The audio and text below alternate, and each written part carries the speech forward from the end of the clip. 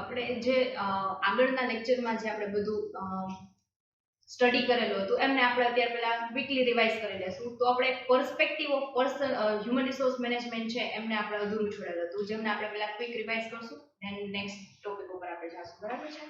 તો perspective of human resource management. First, human resource management brings organisational and employees effectiveness. જે આપણે આગળ discuss કરેલું છે કે ઇફેક્ટિવનેસ છે એ લઈ આવે છે અથવા તો એમને ઇન્ક્રીઝ કરે છે. Next, human resource is given the status of an asset. તો હ્યુમન રિસોર્સ છે એ કંપનીની અસેટ છે. Third, by doing so the benefit is derived by the organization, society and employees themselves. તો perspective of human resource management નો એક one point છે કે જે ઓર્ગેનાઇઝેશન, સોસાયટી અને એમ્પ્લોય છે એમને પણ આ હ્યુમન રિસોર્સ મેનેજમેન્ટને કારણે છે ઘણા બધા બેનિફિટ્સ મળે છે.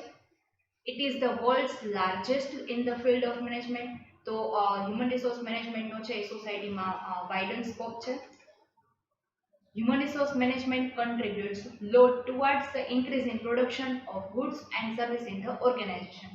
તો production of goods and service of an organization છે એ ઇન્ક્રીઝ થાય છે. તો કઈ રીતે ઇન્ક્રીઝ થાય? તો કે એમની ઇફેક્ટિવનેસ વધે અને એફિશિયન્સી વધે, જેના કારણે આપણે પ્રોડક્શન ઇન્ક્રીઝ કરી શકીએ છીએ. Next, our society now knows that the efficiency cannot be improved merely by increasing monetary or material resources. તો મોનેટરી અને મટીરિયલ રિસોર્સિસ છે એનાથી આપણે આપણી કંપનીની અથવા તો ઓર્ગેનાઇઝેશનની એફિશિયન્સી વધારી ન શકીએ. બટ કેના કારણે વધે? તો કે હ્યુમન રિસોર્સ મેનેજમેન્ટ છે, હ્યુમન બિંગ છે એના પ્રોપરલી મેનેજમેન્ટ કરવાથી વધે છે. તો હવે આપણે નેક્સ્ટ જે પોઈન્ટ્સ બાકી છે ડિસ્કસ કરશું. આ પ્રીવિયસ આપણે ડિસ્કસ કરી લીધા હતા. Next new points. When any activity undertaken with utmost coordination between the three factors organization, employ and the society. તો આપણે ઓર્ગેનાઇઝેશન, એમ્પ્લોય અને સોસાયટીને શું બેનિફિટ મળે જે આપણે આગળના પોઈન્ટમાં ડિસ્કસ કરેલું છે. તો એ ત્રણેય વચ્ચે કોઓર્ડિનેશન થવું જોઈએ. કોઓર્ડિનેશન થાય તો આપણે જે કંઈ પણ એક્ટિવિટીઝ કરવાની છે, જે કંઈ પણ આપણે પ્રોજેક્ટ લોન્ચ કરવાના છે, આપણે બધા વચ્ચે કોઓર્ડિનેટ કરી શકીએ. બરાબર છે? જેનાથી ઇફેક્ટિવ ડિસિઝન્સ છે એ લઈ શકીએ. then the particular commercial activity would be the successful. જે કાંઈ પણ કમર્શિયલ એક્ટિવિટી છે, કમર્શિયલ પ્રોજેક્ટ જે આપણે લોન્ચ કરવાના છે એ બધું છે આપણે કેવી રીતે કરી શકીએ? તો કે ત્રણેય જે આ ફેક્ટર્સ છે એમને કોઓર્ડિનેટ કરીને. Next point, as it works in the society it has got social responsibility too. તો આપણે આગળ જે સોસાયટીમાં ડિસ્કસ કર્યું તો આપણી એ જે સોશિયલ રિસ્પોન્સિબિલિટી છે કે આપણે જે કાંઈ પણ આપણી પાસે જેટલા પણ વર્કર્સ છે એ વર્કર્સ છે એમના માટે જે પણ કાંઈ પોલિસીસ છે આપણે અડોપ્ટ કરેલી છે અથવા તો એના માટે કાંઈ પણ પોલિસીસ બનાવેલી છે, વેલફેર લોઝ બનાવેલા છે, અથવા તો આપણી પાસે કાંઈ પણ જે બાગ બગીચા હોય અથવા તો આપણી જે કંપનીની કાંઈ પણ એવી પ્રોપર્ટી છે અને અધર પ્રોપર્ટીઝ છે એને કાંઈ પણ હાર્મ ન થાય એ બધી આપણી સોશિયલ રિસ્પોન્સિબિલિટી છે. જેમ કે આપણે સાડીના જે કાંઈ પણ કારખાના હોય છે એના કારણે આપણી જે નદીઝ છે, બધી રિવર્સ છે જે ખરાબ થાય છે, બરાબર છે, તો એ ખરાબ ન થવી જોઈએ. એ એક કંપનીની એક સોશિયલ રિસ્પોન્સિબિલિટી છે. બરાબર છે? કે જે આપણે કાંઈ એન્વાયરમેન્ટ છે એને નુકસાન ન થાય એ આપણી સોશિયલ રિસ્પોન્સિબિલિટી છે, જે ધ્યાનમાં રાખીને આપણે જે કાંઈ પણ વર્ક કરવાનું છે એ કરવાનું હોય છે. Next, the employees who work in the organization demands the high return and satisfaction for their work. જે ઓર્ગેનાઇઝેશનમાં જેટલા પણ એમ્પ્લોઈઝ કામ કરતા હોય એ ડિમાન્ડ શું કરે? તો કે હાઈ રિટર્ન ડિમાન્ડ કરે. હાઈ રિટર્ન ક્યાં સુધી ડિમાન્ડ કરે? જ્યાં સુધી એમની નીડ્સ છે સેટિસ્ફાઈડ ન થાય. તો એમની સ્કિલ્સ પ્રમાણે એમનું જે રેમ્યુનરેશન ડિસાઇડ કરવાનું હોય છે. બરાબર છે? કે જેમની સ્કિલ્સને પ્રોપર સેટિસ્ફેક્શન આપી શકે એવી રીતે આપણે એને રેમ્યુનરેશન આપવાનું હોય છે. જેમનું હાઈ રિટર્નની ડિમાન્ડ્સ છે એમને સેટિસ્ફાય કરી શકે અને એમનું જે વર્ક છે એમને એના તરફનું એને સેટિસ્ફેક્શન મળે એવું એન્વાયરમેન્ટ ક્રિએટ કરવાનું અથવા તો એવી એમને પ્રમોટ કરવાના અથવા તો એમને એવું મોટિવેશન આપવાનું જેનાથી એના વર્ક પ્રત્યે સેટિસ્ફેક્શન લઈ શકે. All these aspects need plan criteria powered by the principles of management. તો આ બધા જ આસ્પેક્ટ છે એ શું એમનું પ્લાન કઈ રીતે થઈ શકે? તો કે મેનેજમેન્ટના પ્રિન્સિપલ્સ છે એ બધા ઇમ્પ્લિમેન્ટ કરી અને આ બધા આસ્પેક્ટ છે એનું આપણે પ્લાન કરી શકીએ. Modern day organization cannot do without the implementation of the human resource management. બરાબર? મોડર્ન ડેઝના જે ઓર્ગેનાઇઝેશન છે એ હ્યુમન રિસોર્સ મેનેજમેન્ટ ઇમ્પ્લિમેન્ટ કર્યા વગર છે એ પોસિબલ જ ન થાય. બરાબર છે? કારણ કે જાયન્ટ સ્ટાફ હોય એમને મેનેજ કરવા માટે હ્યુમન રિસોર્સ મેનેજમેન્ટ તો જરૂરી છે. બરાબર છે? તો પર્સપેક્ટિવ ઓફ મેનેજમેન્ટ છે જે આપણે ડિસ્કસ કરેલા છે. આ બધા પર્સપેક્ટિવ્સ હતા અને આગળ જે જોઈએ એ કેરેક્ટરિસ્ટિક્સ હતા. બરાબર છે? હવે આપણે next concept, scope or functions of personal management. તો સ્કોપ શું હોય પર્સનલ મેનેજમેન્ટમાં? First, introduction. Human resource management is based on the knowledge of behavioral science. Behavioral science એટલે શું? તો કે જે આપણા વર્કર્સ છે એ વર્કર્સનું બિહેવિયર કેવું છે, એમનો નેચર કેવો છે, એ કયા કલ્ચરમાંથી આવે છે, કેવી સોસાયટીમાંથી આવે છે, એ બધું અન્ડરસ્ટેન્ડ કરવાનું કામ કોનું છે? તો કે હ્યુમન રિસોર્સ મેનેજમેન્ટનું, જેને બિહેવિયર ઓફ સાયન્સ કહેવાય. બરાબર છે. Gradually after its implementation, human resource management occupied great importance and place in the management. આ બધું ઇમ્પ્લિમેન્ટ કર્યા પછી, આપણું બિહેવિયર ઓફ સાયન્સ ઇમ્પ્લિમેન્ટ કરી, આપણી જે કંઈ પણ પોલિસીસ છે ઇમ્પ્લિમેન્ટ કરી, આપણા આઈડિયાઝ છે એ બધા ઇમ્પ્લિમેન્ટ કર્યા પછી એ બધું ઇમ્પ્લિમેન્ટ કઈ રીતે થઈ શકે? તો કે હ્યુમન રિસોર્સ મેનેજમેન્ટ દ્વારા ઇમ્પ્લિમેન્ટ થઈ શકે. અને જેના કારણે કંપનીમાં હ્યુમન રિસોર્સ મેનેજમેન્ટનું એક ગ્રેટ ઇમ્પોર્ટન્સ અને એક પ્લેસ ક્રિએટ થાય. બરાબર છે. તો પર્સનલ મેનેજમેન્ટને હવે આપણે હ્યુમન રિસોર્સ મેનેજમેન્ટ ફંક્શન તરીકે જ નાવડેઝ ઓળખવામાં આવે છે. બરાબર છે. આ ઇન્ટ્રોડક્શન હતું. Next, function or scope of human resource management. તો તમને ઘણીવાર એક્ઝામમાં એવું પૂછાશે કે ફંક્શન્સ ઓફ મેનેજમેન્ટ, તો એ તમારે આ જ લખવાનું છે. સ્કોપ પૂછાય તો યાદ લખવાનું છે. બરાબર છે. તો એવી રીતે તમને કંઈ પણ ઓલ્ટરનેટિવ્સમાં પૂછી શકે છે. તો કયા કયા ફંક્શન્સ અને સ્કોપ્સ છે? તો કે creation of effective policy, implementation of policy, proper man power planning, training, effective communication, industrial relation, જે આપણે આગળ કીધું હતું કે આપણે અહીંયા ડિસ્કસ કરશું, તો આપણે અહીંયા ડિસ્કસ કરવાનું છે ઇન્ડસ્ટ્રીયલ રિલેશન્સને, અને રિઝનેબલ રેમ્યુનરેશન અને હ્યુમન ક્રાઇટેરિયા. આ બધા છે એ આપણા ફંક્શન અને સ્કોપ્સ છે, જેને આપણે ડિટેલ ડિસ્કશન કરશું one by one. Creation of effective policy. તો ક્રિએશન ઓફ ઇફેક્ટિવ પોલિસી એટલે શું? તો કે આપણે એવી પોલિસી બનાવવાની કે જે હ્યુમન રિસોર્સ મેનેજમેન્ટ એવી કંઈ પોલિસી બનાવે જેનાથી છે આપણું પ્રોડક્શન વધી શકે, આપણા ગુડ્સ અને સર્વિસીસ અથવા તો આપણા કોઈ ગુડ્સ છે એ જે વેમાં બનતા હોય તો એમને આપણે પ્રોપર વેમાં બનાવી શકીએ, ઓછા ટાઈમમાં બનાવી શકીએ અને હાઈ ક્વોલિટી સાથે બનાવી શકીએ. તો એવી કોઈ પોલિસી છે આપણે ક્રિએટ કરવાની. તો એ કામ છે એ હ્યુમન રિસોર્સ મેનેજમેન્ટનું છે. તો there are various problems arising in the organisation. ઓર્ગેનાઇઝેશનમાં ઘણી પ્રકારના આવા પ્રોબ્લેમ્સ છે આવતા હોય છે. બરાબર છે. તો ઇફેક્ટિવ પોલિસી જો આપણે બનાવેલી હોય તો જે કંઈ પણ પ્રોબ્લેમ્સ આવે એની સાથે આપણે સ્મૂથલી ડીલ કરી શકીએ. બરાબર છે. તો this problem can be solve by creation of the policy. The execution of effective policy, framed policy must be done by the manager which has logical thinking, experience, having deep study of economics and physiology aids. તો આપણે કોઈ પણ effectively જો policy બનાવી હોય તો કઈ રીતે બને? તો કે એવા કોઈ મેનેજર અથવા તો એવા કોઈ પર્સનનું ગાઈડલાઈન લેવાનું, એમની કોઈ એડવાઇસ લેવાની, જેનાથી જેમને લોજિકલ થિંકિંગ અને જે આપણે કંઈ પણ જે ડિપાર્ટમેન્ટમાં આપણે ડિસિઝન્સ લેવાના છે, પોલિસી ઇમ્પ્લિમેન્ટ કરવાની છે, એના માટેનું એને ડીપ સ્ટડી હોવું જોઈએ. અને એની ઇકોનોમિક્સ એટલે કે બહારના એન્વાયરમેન્ટનું પણ સ્ટડી હોવું જોઈએ, ફિઝિકોલોજીકલનું સ્ટડી હોવું જોઈએ, અથવા તો બરાબર છે એ બધું એક્સપિરિયન્સ્ડ વ્યક્તિ હોય અને જેમનું લોજિકલ થિંકિંગ હોય એમની આપણે એડવાઇસ લઈ અને આપણે બનાવી શકીએ પોલિસી. તો આ ક્રિએશન ઓફ ઇફેક્ટિવ પોલિસી છે. Next, implementation of policy. તો પોલિસી ખાલી બનાવવાથી છે એ ઇમ્પ્લિમેન્ટ ન થઈ જાય, બટ એને ઇમ્પ્લિમેન્ટેશન કરવા માટે સ્ટેપ્સ લેવા પડે, એક્શન્સ લેવા પડે, જે હ્યુમન રિસોર્સ મેનેજમેન્ટ લેશે. તો the policy framed must be logical, lawful and justifiable for all. જે પોલિસી આપણે ફ્રેમ્ડ કરેલી છે એ લોજિકલ હોવી જોઈએ, lawful એટલે કે લોમાં પ્રિવેન્ટ હોય અથવા તો પ્રોહિબિટ હોય એવી કોઈ પોલિસી નહીં બનાવવાની કે જેનાથી કંપની લોઝ છે બધા પ્રોહિબિટ થાય, પ્રિવેન્ટ થાય. જસ્ટિફાયેબલ હોવી જોઈએ. જસ્ટિફાયેબલ એટલે શું કે ઓર્ગેનાઇઝેશનલ એન્ડ એમ્પ્લોય બે માટે બેનિફિશિયલ હોવી જોઈએ, બેયને ન્યાય મળે ને એવી એક પોલિસી બનાવવાની હોય છે, જેમને બધા જ જે વ્યક્તિ છે બધાના ડિસિઝન્સને, બધાના ઇમોશન્સને ધ્યાનમાં રાખીને બનાવવાની policy. Desired result are not achieved if it is not properly implemented. ખાલી બનાવવાથી ન થાય, બરાબર ને, પ્રોપરલી ઇમ્પ્લિમેન્ટ કરવી પડે. તો કઈ રીતે થાય? તો જ ડિસાઇર્ડ રિઝલ્ટ મળે, જો આપણે પ્રોપરલી ઇમ્પ્લિમેન્ટ કરીએ અને એના ઉપર વોચ રાખવાની કે પ્રોપરલી ઇમ્પ્લિમેન્ટ થાય છે પોલિસી કે નથી થતી. બરાબર છે. Work is not completed merely by paying salaries and wages. Wages અને સેલેરી પે કરવાથી આપણું વર્ક કમ્પ્લીટ નથી થતું, બટ જે આપણે જે કાંઈ પણ વર્ક કરવાનું છે એના ઉપર સતત વોચ રાખવી પડે. કન્ટિન્યુઅસ વોચ રાખવાથી અથવા ઇમ્પ્લિમેન્ટ કરવાથી, પોલિસીને પ્રોપર ઇમ્પ્લિમેન્ટ કરવાથી આપણે ડિઝાયર્ડ રિઝલ્ટ છે અચીવ કરી શકીએ અને એમનાથી વર્ક કમ્પ્લીટ થાય, જેનાથી જે હ્યુમન છે એમની ઇફિશિયન્સી વધે, ઇફેક્ટિવનેસ વધે. એ પોલિસી ઇમ્પ્લિમેન્ટ કરવાથી પોસિબલ બનશે. If the policy is implemented without prejudice. Prejudice એટલે કોઈ પ્રોબ્લેમ કર્યા વગર જો પોલિસી ઇમ્પ્લિમેન્ટ થઈ જાય, then loyalty from the side of worker can be gained. બરાબર. તો વર્કર તરફની લોયલ્ટી આપણને ક્યારે મળે? તો કે જે કાંઈ પણ પોલિસીસ આપણે બનાવેલી છે એ બધાના હિતમાં બનાવેલી હોય, બરાબર છે. કોઈને પણ પ્રોબ્લેમ ન આવે એ રીતે બનાવેલી હોય જો આપણે પોલિસી, તો એમની લોયલ્ટી છે એ આપણને મળી શકે, બરાબર છે. અધરવાઇઝ આપણે પરાણી લોકોને કહી કે તમારા ફરજિયાત આ પોલિસીનો કમ્પલસરી છે કે તમારે એમને ઇમ્પ્લિમેન્ટ કરવાની જ છે, બરાબર છે. તો પ્રોબ્લેમ્સ ક્રિએટ કરે તો એના તરફની લોયલ્ટી છે એ કંપનીને ન મળી શકે. પણ કાંઈ પણ પ્રોબ્લેમ કર્યા વગર આપણે બધાનું જે રીત છે ધ્યાનમાં રાખીને બનાવેલું હોય તો આ પ્રોબ્લેમ છે ક્રિએટ જ નથી થવાનો. Next point, proper man power planning.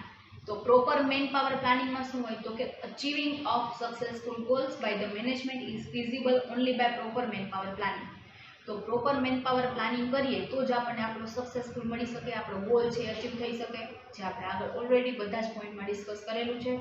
Proper manpower planning means planned arrangement of proper personnel at a proper place, at a proper time and in a proper quantity. તો અમુક ડિપાર્ટમેન્ટ છે કે જેમાં ઓછા વર્કરની જરૂર છે તો આપણે ત્યાં વધારે વર્કર રાખેલા છે. અમુક ડિપાર્ટમેન્ટ છે જ્યાં વધારે વર્કરની જરૂર છે તો આપણે ત્યાં ઓછા વર્કર્સ રાખેલા છે. તો એવું મેનેજમેન્ટ છે એ ન હોવું જોઈએ. એટલે આપણે એવું અરેન્જમેન્ટ કરવાનું છે કે એટ અ પ્રોપર પ્લેસ, જે ડિપાર્ટમેન્ટમાં જરૂર છે એ જ ડિપાર્ટમેન્ટમાં એ ટાઈમે જ આપણે પ્રોપર મેનેજમેન્ટ કરી અને એમને એટલી જ ક્વોન્ટિટીમાં આપણે એમના વર્કર્સને અરેન્જ કરીએ તો આપણું પ્રોપર મેન પાવર પ્લાનિંગ છે એ થઈ શકે. By doing so, the effect can be gained and available resources can be efficiently utilized. તો આ બધું છે આપણે આગળ ડિસ્કસ કરેલું છે એ બધું કરીએ, બરાબર છે. તો જેની ઇફેક્ટ છે એ પ્રોપરલી આવશે, આપણી પાસે જે અવેલેબલ રિસોર્સિસ છે એ ઓપ્ટિમમ યુઝ થશે, જેનાથી છે આપણે પ્રોપર મેન પાવર પ્લાનિંગ કરી શકીએ. Next point, training. Almost all people are best old with the certain quality. બધા જ જે વ્યક્તિ છે એમાં અલગ અલગ ક્વોલિટીઝ હોય છે. હવે એમને શાર્પન કઈ રીતે કરી શકાય? તો શાર્પન છે એ ટ્રેનિંગ એમને બેઝિક ટ્રેનિંગ આપીને કરી શકાય, અથવા તો એમને જે વર્ક એમને જે અસાઇન કરવાનું છે એના પ્રમાણે એને ટ્રેનિંગ આપીને કરી શકીએ. Moreover the goals of management differ from management to management. બધા મેનેજમેન્ટનો ગોલ છે અલગ અલગ હોય છે. એડમિન મેનેજમેન્ટ હોય તો એમનો ગોલ અલગ હોય, સેલિંગનો અલગ હોય, તો બધા મેનેજમેન્ટનો ગોલ્સ અલગ અલગ હોય છે. To achieve these goals, worker must be given certain kind of primary or basic training. બરાબર, આ ગોલ અચીવ કરવા માટે આપણે વર્કરને ટાઈમ ટુ ટાઈમ ટ્રેનિંગ આપવી પડે. તો એ કેવા ટાઈપની ટ્રેનિંગ આપવાની, બરાબર છે. તો એ છે એમના વર્ક પ્રમાણે ડિસાઇડ થાય કે કેવા પ્રકારની એમને ટ્રેનિંગ આપવાની છે, બરાબર છે. પ્રાઇમરી, બેઝિક, અથવા તો એમને કાંઈ એમની ઇફિશિયન્સી ઇન્ક્રીઝ થાય એના માટેની કે ટ્રેનિંગ આપવાની, એમના ડેવલપમેન્ટ આપવાની છે, બરાબર છે. તો આ બધી ટ્રેનિંગ્સ છે એને આપવાથી એમની સ્કિલ્સ છે એ શાર્પન થશે. Next point, effective communication. તો ઇફેક્ટિવ કમ્યુનિકેશનમાં શું હોય? તો કે human resource management is a meaningless without effective communication, બરાબર છે. તો હ્યુમન રિસોર્સ મેનેજમેન્ટ છે મિનિંગલેસ શું કામ છે? તો કે જો બે ડિપાર્ટમેન્ટ વચ્ચે અથવા તો પ્રાયર ઓથોરિટી અને બોટમ ઓથોરિટી વચ્ચે જો કંઈ કમ્યુનિકેશન ન થાય અથવા તો કમ્યુનિકેશન ગેપ રહે, બરાબર છે, તો આપણે જે ગોલ અચીવ કરવો છે એ આપણે ન કરી શકીએ, બરાબર છે. એટલે ઇફેક્ટિવ કમ્યુનિકેશન વગર જે હ્યુમન રિસોર્સ મેનેજમેન્ટ છે એનું કાંઈ મિનિંગ નથી. The entire organization where human resource management is practiced is divided into many departments, into many main group and subgroup. તો કે આખું જે ઓર્ગેનાઇઝેશન છે એમને અલગ અલગ ડિપાર્ટમેન્ટમાં ડિવાઈડ કરવામાં આવે, બરાબર છે. એ ડિપાર્ટમેન્ટમાં અલગ અલગ ગ્રુપ્સ હોય અને એ ગ્રુપમાં એક લીડર હોય કે જે બધા ગ્રુપ્સમાં એક ગોલ તૈયાર કરે અને એ ગોલ છે એ બધા ઇન્ડિવિજ્યુઅલે ભેગા થઈને અચીવ કરવાનો હોય, બરાબર છે. આ કમ્યુનિકેશન એમાં જરૂરી છે. શું કામ? કારણ કે મેઇન જે ઓર્ગેનાઇઝેશન છે એના જે ડિસિઝન છે એ ટોપ ઓથોરિટી લેશે. હવે એ જે ટોપ ઓથોરિટી છે એ જે ડિપાર્ટમેન્ટ વાઇઝ લીડર હોય એમને એ બધા ઇન્સ્ટ્રક્શન આપશે અને એ ઇન્સ્ટ્રક્શન છે એ બધા લીડર્સ છે એમના ગ્રુપને આપશે, બરાબર છે. તો કમ્યુનિકેશન ત્યાં જરૂરી છે. The person of bottom level management often come in a face to face contact with the personal of top level management. તો બોટમ લેવલ મેનેજમેન્ટ છે એ ટોપ લેવલ મેનેજમેન્ટના કોન્ટેક્ટમાં બહુ રેર કેસમાં આવતો અથવા તો આવે નહીં એવું બની શકે, બરાબર છે. તો બે વચ્ચેનું કમ્યુનિકેશન કઈ રીતે થાય? તો કે હ્યુમન રિસોર્સ મેનેજમેન્ટ બે મેનેજમેન્ટ છે એને કનેક્ટ કરશે અથવા તો બે ઓથોરિટીને કનેક્ટ કરશે, બરાબર છે. ટોટલ 3 હોય, તો lower level management, middle level management અને upper level management, top level management, બરાબર છે. The employees at each level are directed by top level management through the communication. જે આપણે ઉપર ડિસ્કસ કર્યું એ જ રીતે બે ડાયરેક્ટ કેવી રીતે થાય? તો કે ટોપ level management through the communication. Entire effect is lost due to the any sort of communication barrier. Communication barrier છે જો એ આવે તો આપણી એન્ટાયર જે કમ્યુનિકેશન ઇફેક્ટ છે એ લોસ્ટ થશે. તો બેરિયર્સ કેવા હોય તો કે ઇન્ફોર્મેશન ઓવરલોડ થઈ જાય, અથવા તો આપણે આપણા જે વે આપણે કમ્યુનિકેશન માટે જે ચૂઝ કરેલો હોય એ વે ખોટો હોય, અથવા તો જે કંઈ પણ આપણે ઇન્ફોર્મેશન આપેલી હોય ક્લિયર ન હોય, લેજિબલ ન હોય, એ બધા છે કમ્યુનિકેશન બેરિયર છે, જેનાથી એન્ટાયર ઇફેક્ટ છે એ લોસ્ટ થશે. Due to such barrier, there will be the dual effect. Firstly, the management suffer, and secondly, the worker remain unsatisfied, distressed and directionless. બરાબર છે. તો આના કારણે બે ડ્યુઅલ ઇફેક્ટ આવે. એક તો મેનેજમેન્ટ છે એને સફર કરવું પડે, સેકન્ડ કે વર્કર છે એક અનસેટિસ્ફાઈડ શું કામ રહે તો કે એમને જે ડાયરેક્શન મળવું જોઈએ, એમને જે ગાઈડન્સ મળવું જોઈએ એ ન મળે, એટલે એમને સ્ટ્રેસ આવે, એટલે ડિસ્ટ્રેસ એન્ડ ડાયરેક્શનલેસ એટલે શું કામ તો કે એમને શું કરવું હોય એ ટાઈમે ખબર ન પડે, તો એની જાતે એ ડિસિઝન લેશે, જેનાથી મેનેજમેન્ટને પણ સફર થાય. બરાબર છે.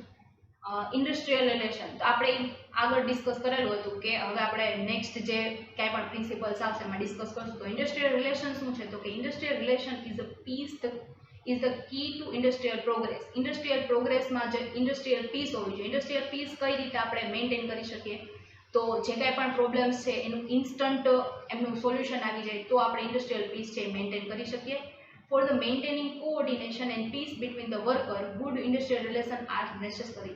તો ફોર મેન્ટેનિંગ કોઓર્ડિનેશન, તો કોઓર્ડિનેશન થવું જોઈએ, બધા જે વર્કર્સ છે એમના વચ્ચે કોઓર્ડિનેશન હોવું જોઈએ. And peace between the worker, peace એટલે શું તો કે કાંઈ પણ પ્રોબ્લેમ્સ થાય છે, બરાબર છે, તો વર્કર એકબીજાને કે એના કરતાં બધા વર્કર્સ છે ભેગા થાય અને એમના જે હ્યુમન રિસોર્સને કહેશે તો હ્યુમન રિસોર્સ છે એનાથી પ્રોબ્લેમ સોલ્વ થશે તો એ કરશે, અધરવાઇઝ તો એની ટોપ ઓથોરિટીને કહેશે કે આ બધા પ્રોબ્લેમ્સ છે ક્રિએટ થાય છે વર્કર્સમાં તો એમનું સોલ્યુશન કાઢશે. બરાબર છે.